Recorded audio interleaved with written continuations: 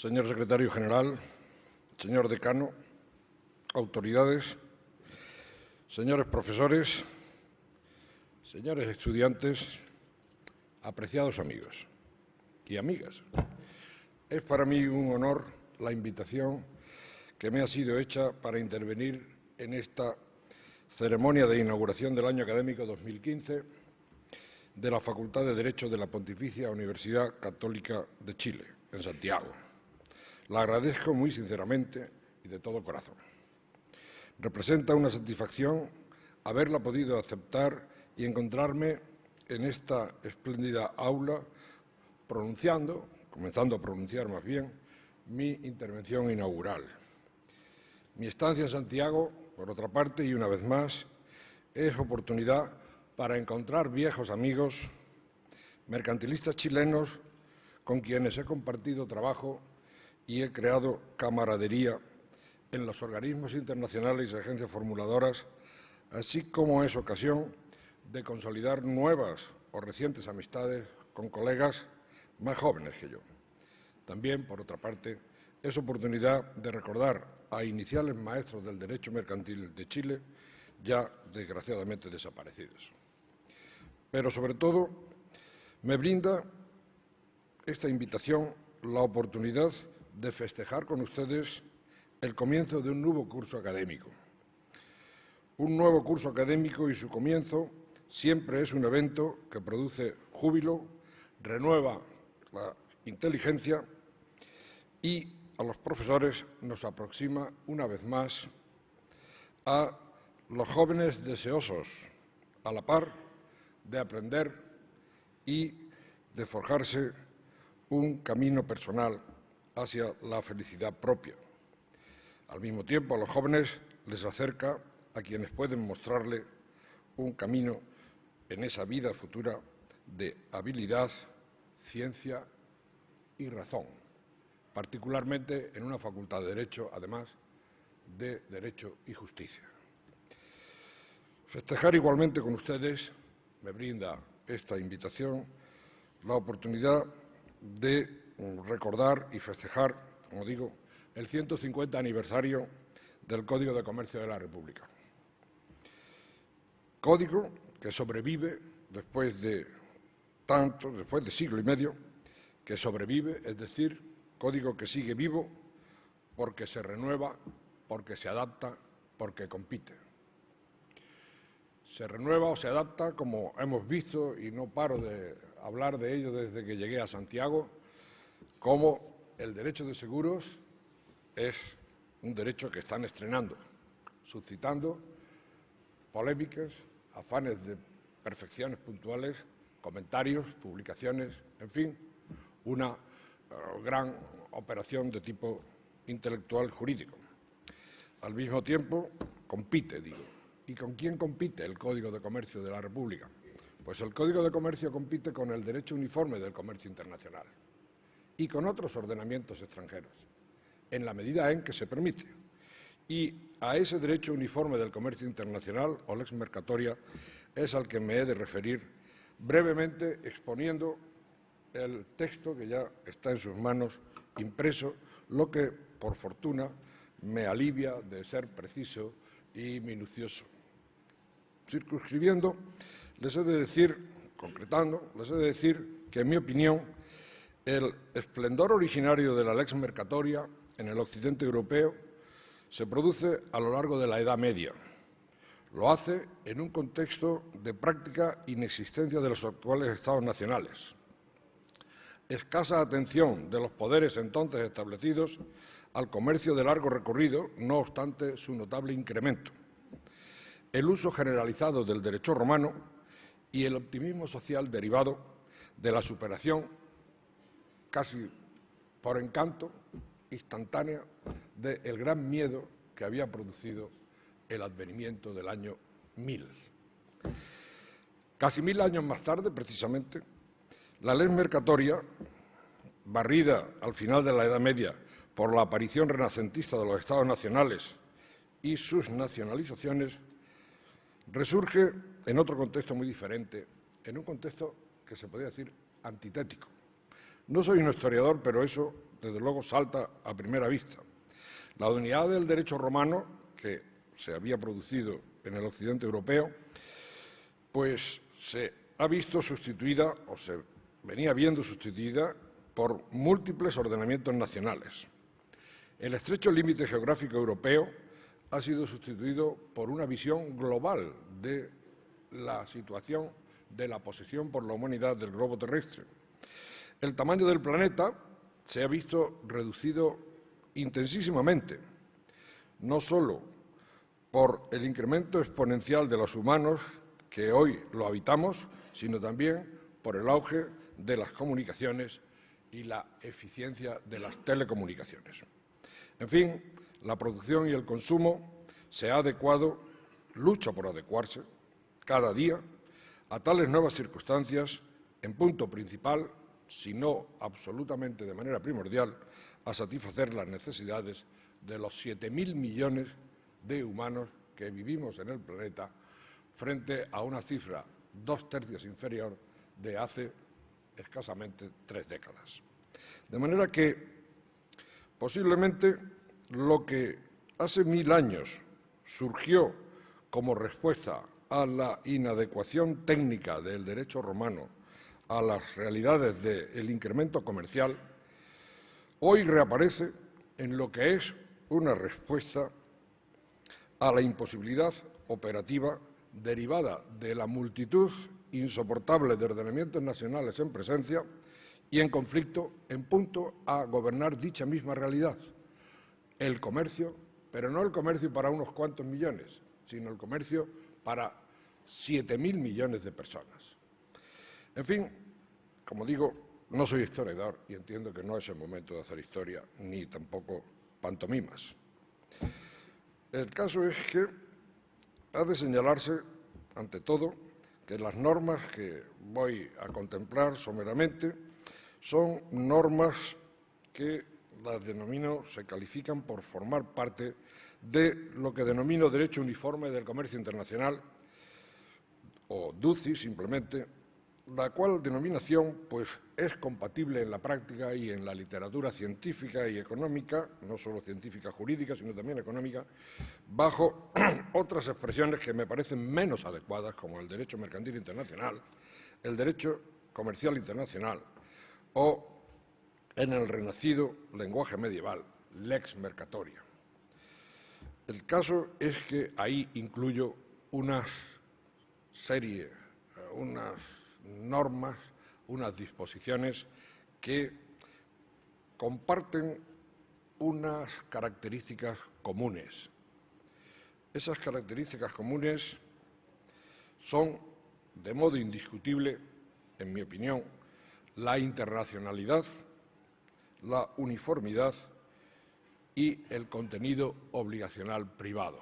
Es decir, son normas con un campo geográfico de aplicación internacional, son normas que ofrecen una misma solución para un mismo problema, solución sustantiva alrededor del mundo, con independencia del lugar donde el problema se suscite, y son normas de derecho privado. El carácter internacional, además, es un carácter comercial, es un carácter que se conjuga con el carácter comercial. Se habla de lex mercatoria o se habla de derecho uniforme del comercio internacional. En realidad, la referencia al comercio, la referencia al carácter internacional no tiene mayor discusión. La referencia al comercio es una referencia que se hace cediendo al peso de la tradición, porque en realidad la finalidad o connotación empresarial o profesional de la norma o de las normas es lo que en la actualidad importa. Son contratos y operaciones en el campo de la empresa, del ejercicio profesional y de la actividad económica, lo que llama a configurar y lo que es compartido por el conjunto de normas a las que hago referencia.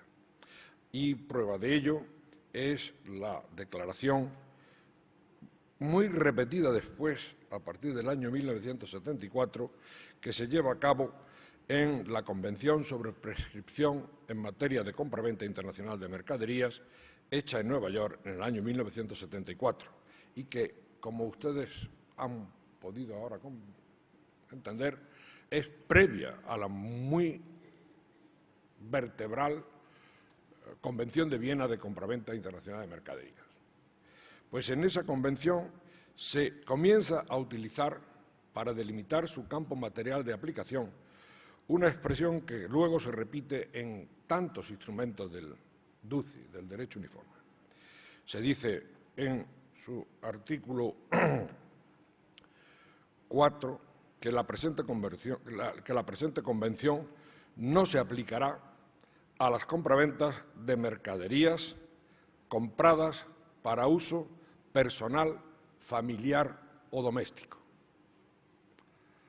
No hubo manera entre los negociadores, ni lo ha habido después, de establecer una definición compartida de lo que es la compraventa comercial, pero sí que estaban todos de acuerdo en que lo que no era es una compraventa cuyo objeto se destinaba a un uso personal, familiar o doméstico.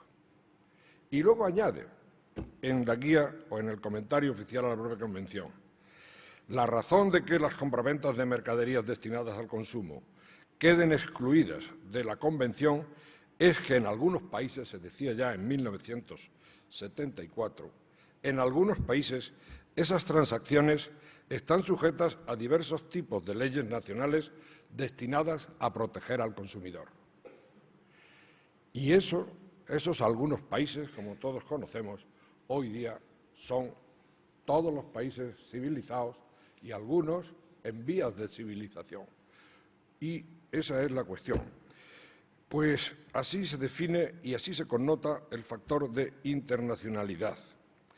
El factor de internacionalidad también puede ser observado en el origen de las normas que integran el propio derecho uniforme, porque el origen está en la actividad, por paradójico que pueda parecer, en la actividad de los Estados, por una parte, la actividad legiferante de los Estados, reunidos en conferencia diplomática o reunidos en la Asamblea General de Naciones Unidas, y también en la actividad preparatoria llevada a cabo por lo que se ha venido a denominar las agencias formuladoras del derecho del uniforme del comercio internacional. Y, por otra parte, no puede olvidarse el papel desenvuelto en la formulación de estas normas por la sociedad civil y económica.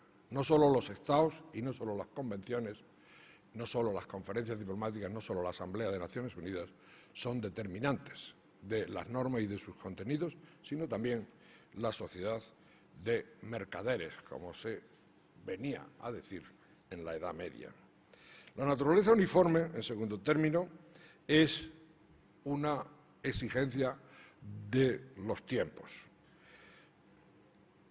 Cuando se dice son normas uniformes es porque, como he indicado, ofrecen la misma solución para los mismos problemas y lo hacen a priori. Eso significa que la norma uniforme es una norma material y sustantiva. Es una norma con carne, frente al sistema de los últimos siglos de formulación de normas de conflicto.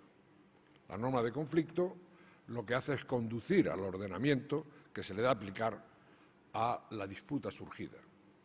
Esa fórmula de la norma de conflicto, que naturalmente sigue conviviendo y existiendo, porque no todo el derecho uniforme es un derecho que de modo simultáneo es aceptado por todos los países, sino que se va aceptando poco a poco y por unos países sí y por otros no. Y claro, esos países que no aceptan o que aceptan parcialmente o que van atrasados, pues naturalmente tienen que resolver sus conflictos comerciales internacionales y lo hacen a través de la norma de conflicto. Pero en los países donde se ha comprendido que la norma de conflicto es insuficiente, el derecho uniforme es el que se aplica. El derecho de la norma de conflicto resulta insuficiente porque la dimensión y el crecimiento exponencial del comercio internacional hace que se requiera como un instrumento que lo facilita un recurso jurídico que ofrezca previsibilidad de la fórmula que ha de solucionar el conflicto y, por tanto, esa norma que ofrece previsibilidad es la norma uniforme. La norma de conflicto no sabemos a dónde nos va a conducir. Hasta que no se plantea la discrepancia entre las partes y en función de las circunstancias de la discrepancia, la norma de conflicto no entra en juego y no sabemos cuáles son los ordenamientos en conflicto. Por el contrario, el derecho uniforme ofrece previsibilidad y certidumbre, porque cualquiera que sea la circunstancia del conflicto, la norma previamente es conocida y es previamente conocida la adjudicación de derecho que el legislador ha estipulado. La uniformidad, igualmente, pretende que haya una interpretación homogénea alrededor del mundo de la norma. Para eso hay instrumentos, hay bancos de datos, hay lugares donde todas las sentencias judiciales y, en la medida en que es posible, los laudos arbitrales sobre las normas uniformes que se han dictado, tan accesibles para los que han de proceder a la aplicación sucesiva de la norma respecto de los cuales la sentencia o el laudo se dictó en su momento. Tienen ustedes una expresión de este carácter, de esta tendencia hacia la uniformidad también, no solo en la formulación, sino en lo que hace a la interpretación, en los artículos 4 y 7.1 de la Convención de Viena de Compraventa que antes mencioné, cuando dice, sencillamente, en el 4, la presente Convención regula exclusivamente la formación del contrato de compraventa y los derechos y obligaciones del vendedor y del comprador dimanantes de ese contrato. De manera que la Convención es contundente y su contenido coherente con ello. Hay norma sustantiva, hay norma material, no norma conflictual. Y, al mismo tiempo, el 7.1, que también mencioné, indica, en la interpretación de la presente Convención se tendrá en cuenta su carácter internacional y la necesidad de promover la uniformidad en su aplicación.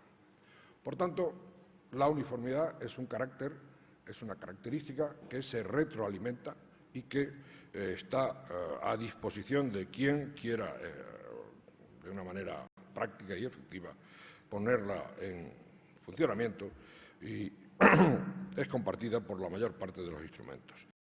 He dicho igualmente que es un derecho privado. Es un derecho privado. Es un derecho privado porque hay que partir del punto de partida o hay que partir de la realidad efectiva de la existencia, en lo que hace a las relaciones comerciales y económicas internacionales, de un doble plano. El plano de la regulación pública de esa actividad y el plano de la disciplina privada. La regulación pública lo que intenta, sencillamente, es establecer régimen aduanero, aranceles, establecer un marco, un cauce, unos límites al régimen aduanero, a aranceles, a los tipos de cambio, a flujos monetarios y comerciales, a estándares técnicos, a cupos, a contingentes, a balances de cuentas públicas. Son extremos todos ellos que forman parte del derecho público del comercio internacional. Lo que se pretende a la postre es establecer o eliminar, en la medida de lo posible, las limitaciones de carácter técnico, tributario y cuantitativo que los Estados tienen la tendencia de imponer a los flujos comerciales. En suma, el Tratado de Marrakech, que se dice en francés y que debía decirse Marrakech probablemente en el idioma original, el Tratado de Marrakech del 15 de abril de 1994, por el que se crea la Organización Mundial de Comercio, es el tratado básico y elemental del derecho público. No me ocupo de él, ni los que se ocupan del derecho uniforme se ocupan del Tratado de Marrakech. El Tratado de Marrakech es el telón de fondo donde los Estados establecen los límites dentro de los cuales los flujos de intercambio se han de producir. Entonces, ¿qué es el DUCI? El DUCI es el derecho que regula, que disciplina el contrato que, dentro de los límites de los flujos impuestos por el Tratado de Marrakech y los Estados, se pactan para, precisamente, transmitir bienes, servicios, financiación, en suma, contratos entre clientes y proveedores, entre fabricantes y comerciantes, entre financiadores y financiados. En suma, eso es el conjunto de características de las normas que componen el derecho uniforme del comercio internacional. Hay algunos rasgos que son incomunes.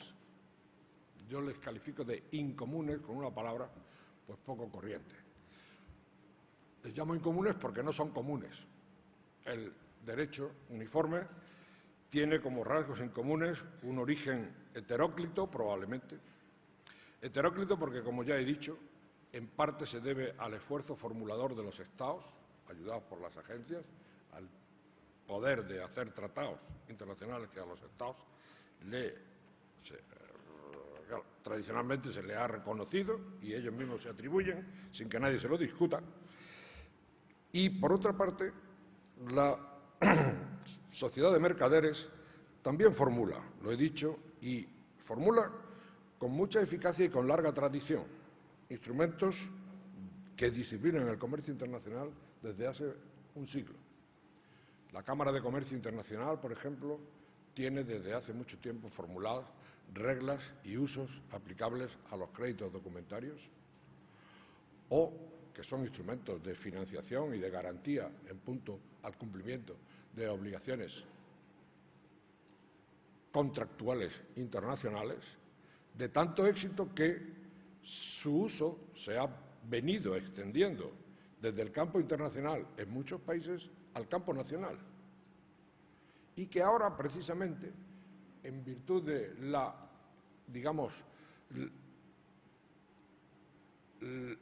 expansión, el crecimiento, el éxito de las uniones regionales internacionales de Estados, pues ha venido un tanto a menos, porque los empresarios, en el marco de esas uniones regionales, se conocen y ya no necesitan unos instrumentos tan rigurosos de cumplimiento como son los créditos documentarios. Pero, en fin, el caso es que hay ese elemento de diversidad, de incomunidad, que, concierne al origen. Unos son los Estados, otros son las sociedades de mercaderes o la sociedad de mercaderes, la sociedad civil y económica, en suma, la que los formula. Otro rasgo que no es compartido por todos los instrumentos que integran el derecho uniforme es el que se refiere o el que toma en consideración la forma y naturaleza jurídica de los instrumentos que componen dicho derecho uniforme. Ya he mencionado los tratados, pero hay que mencionar otros. No solo los tratados, la costumbre mercantil, desde luego, y mucho más los usos y prácticas negociales, que, a diferencia de la costumbre, pues carecen de generalidad geográfica, comercial y de observancia, y que proceden generalmente de la conducta observada por las mismas partes en un mismo contrato de la misma naturaleza celebrado con anterioridad a aquel en el que ahora surge el conflicto.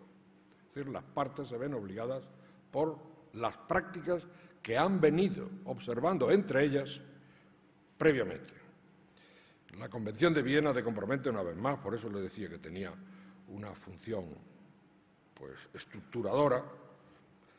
La Convención de Viena, en su artículo 9.1, dice que las partes quedarán obligadas por cualquier uso en que hayan convenido y por cualquier práctica que hayan establecido entre ellas. Para un jurista romano, de tradición civil, pues la expresión de Viena no resulta fácilmente comprensible, porque un uso de comercio, tal como nosotros lo concebimos, pues naturalmente no se conviene. El uso está ahí fuera, con su opinio juris seu necessitatis, y hay que entender, este no es el uso de la costumbre, no es el uso de comercio de nuestros códigos del siglo XIX, sino que es el uso que, tomando origen en el contrato, han convenido en observar en muchos aspectos que el contrato no llega a perfilar definitivamente. Hay igualmente recopilaciones y codificaciones de usos y prácticas. Además de las reglas y usos en materia de crédito documentario, el RU 600 en su última versión, está el muy conocido Incoterm para todo el que embarca o para todo el que mueve desde un puerto a otro, desde un aeropuerto a otro, desde una terminal de transporte, en suma, a otro. Está el Incoterm 2000 con cuáles son los términos contractuales comerciales respecto de el cumplimiento y las modalidades de la obligación de entrega de la mercancía. Hay, por supuesto, que clausulados contractuales que suscitan un conjunto, sobre todo en el campo del derecho nacional, un conjunto de debates, pero, sin embargo, son condiciones generales que se observan regularmente y, siendo entre empresarios y siendo internacionales, no se someten a ningún tipo de información o de publicidad o de autorización previa. Es, una vez más, insisto, la sociedad civil y económica quien la redacta. Las guías jurídicas y, sobre todo, las leyes modelo. Las menciono particularmente porque las leyes modelo son una fórmula de crear instrumentos que no obliga a los Estados, que no tiene una gran fuerza cogente, pero que sirve a los Estados para, sobre el modelo legislativo que se le ofrece, hacer una legislación nacional homogénea, uniforme con la de otros Estados. Hay muchas leyes modelo y las Naciones Unidas, en particular, la Asamblea General, recomienda, siempre que se escribe una ley modelo, a sus Estados miembros que sigan el modelo del texto ofertado por la agencia formuladora correspondiente, generalmente la Comisión de Naciones Unidas para el Derecho Mercantil Internacional. Luego los Estados son libres, por eso los Estados se mueven con comodidad entre leyes modelo. Una convención se toma o se deja en toda su extensión. Las convenciones en materia comercial, por lo general, no permiten que los Estados formulen reservas a la hora de su firma y ratificación o a la hora de su adhesión. La ley modelo es mucho más cómoda, porque uno toma de la ley modelo lo que le viene en gana.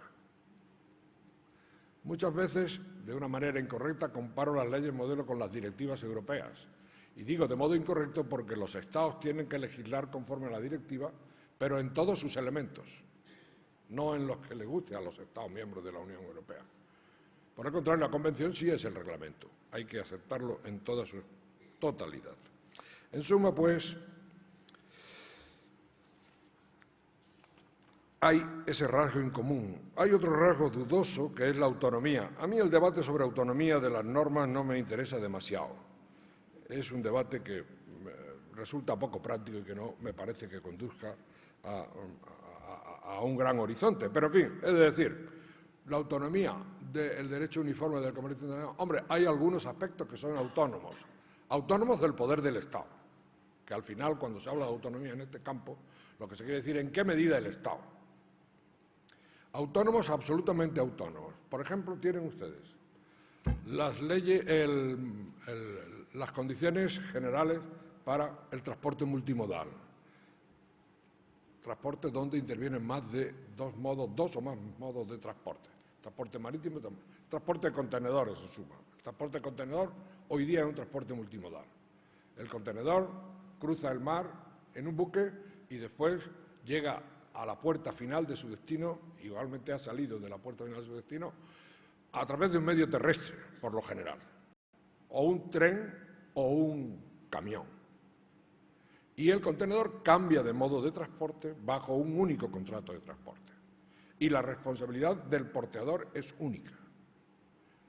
Pues el mundo, la sociedad internacional, los Estados no han conseguido ponerse aún de acuerdo en un régimen único de disciplina para los transportes multimodales.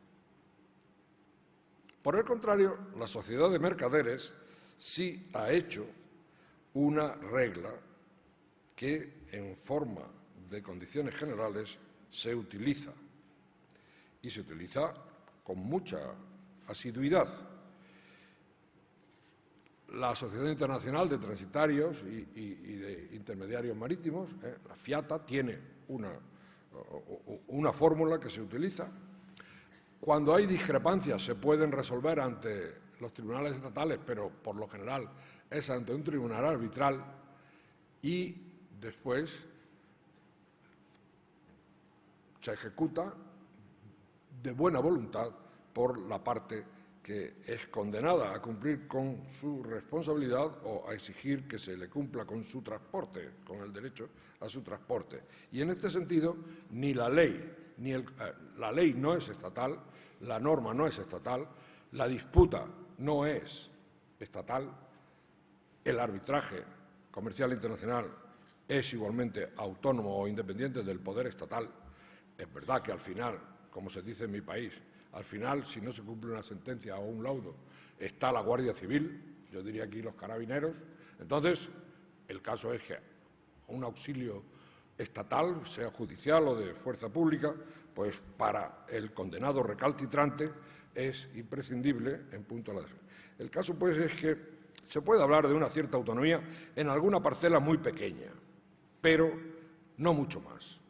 En general, yo en esta discusión, en este carácter incomún, pues no llegaría a entrar. La cuestión, en todo caso, es que se puede hablar en la actualidad de un sistema de derecho uniforme. El sistema lo tienen ustedes ahí.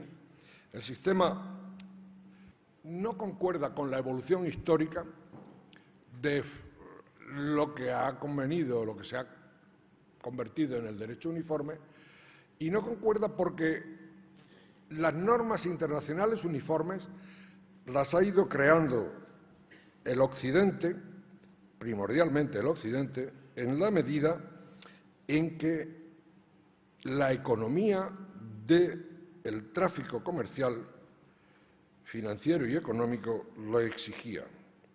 Yo creo que el primer paso que se dio está perfectamente justificado históricamente. El primer paso fue la identificación de las mercancías. Es en 1883 cuando se dicta la Convención de París, el Convenio de la Unión de París sobre la protección de la propiedad industrial. Y esa convención, la finalidad que posee es justamente la finalidad de identificar la mercancía, el origen geográfico y el origen empresarial de la mercancía. Después vienen las convenciones del transporte, finalmente vienen las convenciones de compraventa, y todo es así. Primero la cosa, después su traslado internacional, después el título jurídico y el modo a través del cual se transmite la propiedad de la cosa, y luego toda la periferia, la financiación, la instalación, la integración en un sistema, en fin. Vean, yo entiendo que esta historia económica no concuerda con el sistema al que se debe de someter el tratamiento intelectual de.